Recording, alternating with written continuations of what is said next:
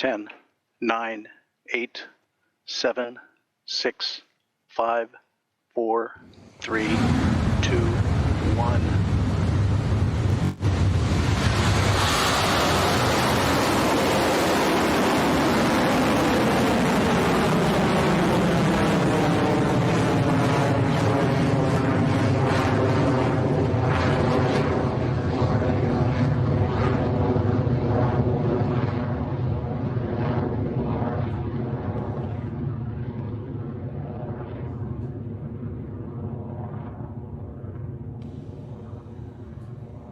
HVB discharge is nominal.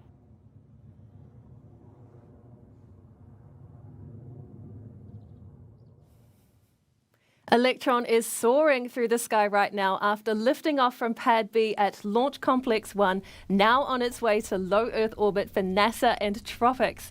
The first launch milestone the rocket will pass through is max Q, when the forces against Electron are at their peak as the rocket moves quickly through the atmosphere. Mission Control is expected to call that out on the net shortly.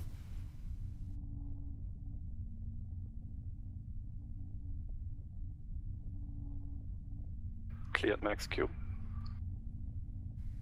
Great news there with max Q and onward and upward for Electron. It has only been about a minute since liftoff, and already the rocket is at its speeds of over 2,000 kilometers an hour, a mere fraction of the 27,000 plus kilometers an hour that is orbital velocity, which will reach ahead of payload deployment in the next 30 minutes or so. Next, though, is the separation of the rocket between stages 1 and 2. For that to happen, we first need the 9 Rutherford engines currently burning hot to shut down, an action called Main Engine Cutoff or MECO. Then a few moments later, stages 1 and 2 will spring apart. We'll hear that called out as stage separation. Then the single space-optimized Rutherford engine on the second stage will light up and carry on with the TROPICS mission. Those milestones should be taking place at around T plus 2.5 minutes.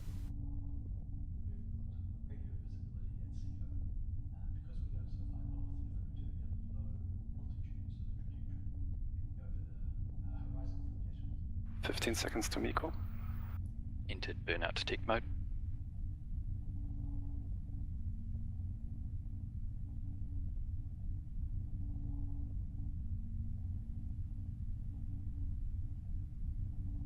MECO confirm.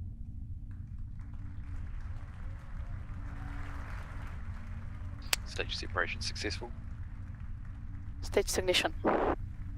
Exactly as we expect, there goes MECO, stage separation, and we can now see that the Rutherford engine nozzle is glowing hot on the second stage. The TROPICS satellites remain in good health on the Electron, and soon the rocket's onboard computer will command the fairing to separate and fall away. Now that we're in the vacuum of space, TROPICS doesn't need the protection of the fairing anymore, so we get rid of that dead weight to maximize fuel efficiency on the way to orbit.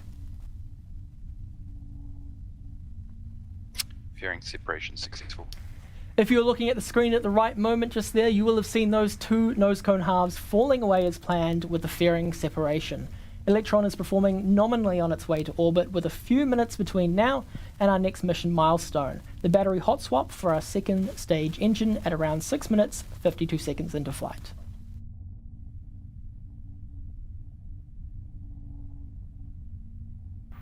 Guidance is nominal. Stage zero propulsion, still nominal.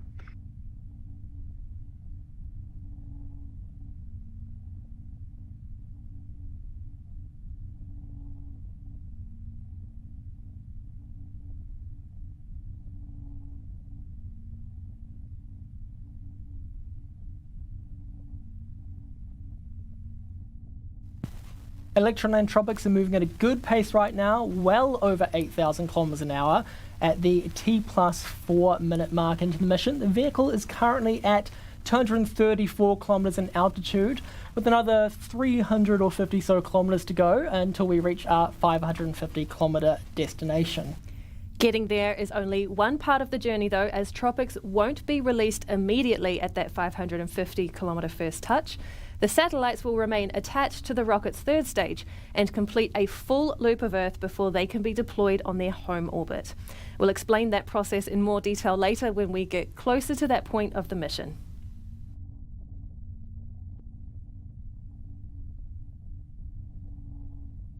Stage 2 propulsion holds nominal.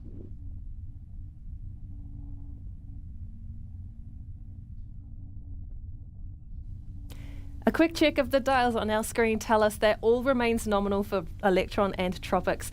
The rocket is moving steadily at more than 9,000 kilometres an hour, and we are inching closer to that 550 kilometre mark now that Electron has passed more than 300 kilometres altitude. To keep the mission running smoothly, we'll have another launch milestone coming up soon. It is called the battery hot swap, and it's essential to keeping our Rutherford engine running all the way to the mission's altitude destination. That action is due at around 6 minutes and 52 seconds in flight, so in just another 1 minute or so.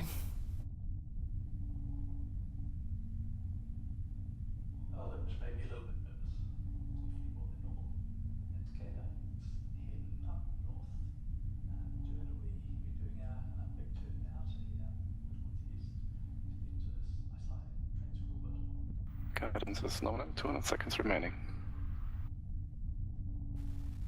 What we call the battery hot swap maneuver is a unique action for our Electron rocket. When the first two battery packs supplying power to our electropumps on stage 2 are close to being drained, Electron switches to a fresh battery that will ensure the Rutherford engine lasts the distance to orbit. It's a move our rocket has performed countless times before, but it is a move unique to Electron. Battery hot swap is on its way in just a few moments, so we'll bring up the mission control comms again to listen out for the call.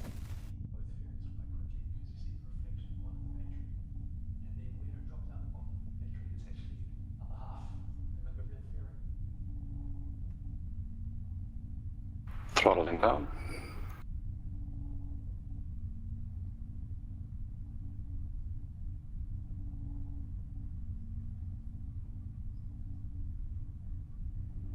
Hot swap successful.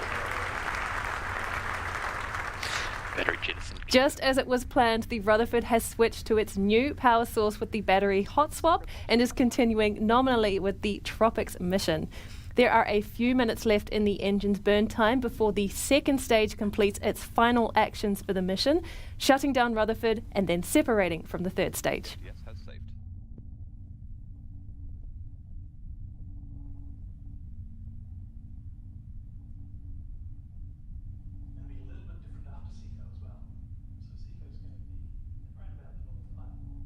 HVB discharge holding nominal.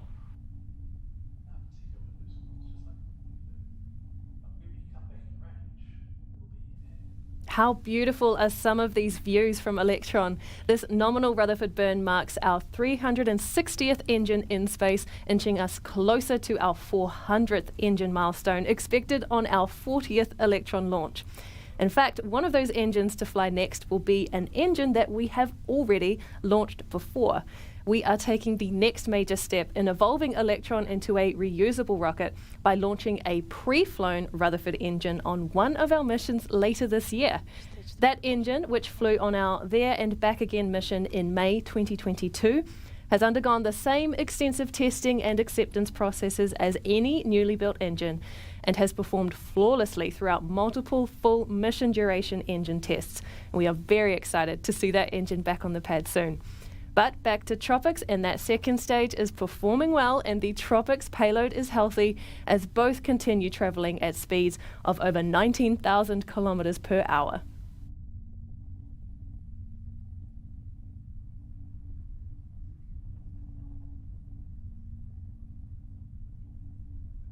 Entered burnout detect mode.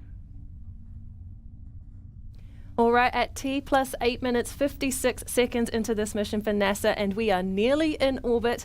In a few moments, we'll be able to see that red hot engine nozzle there start to turn cold once the engine on stage 2 shuts down. Mission control will call out these actions. Listen out for SECO confirmed on the nets coming up shortly.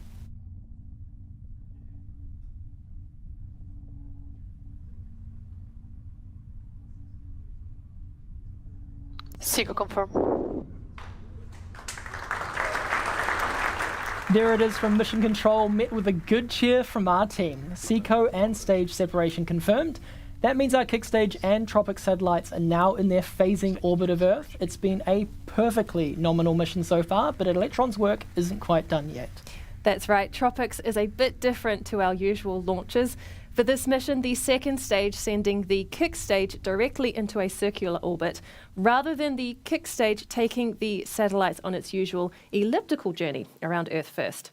Then, once the kick stage passes the equator at what is called the ascending node, the kick stage's Curie engine lights up to change its inclination to end up in Tropics' desired orbit. So while we wait for that Curie burn, we'll take a short break on the live stream now and join you then to hear those final confirmations come through from Mission Control. We'll be back soon.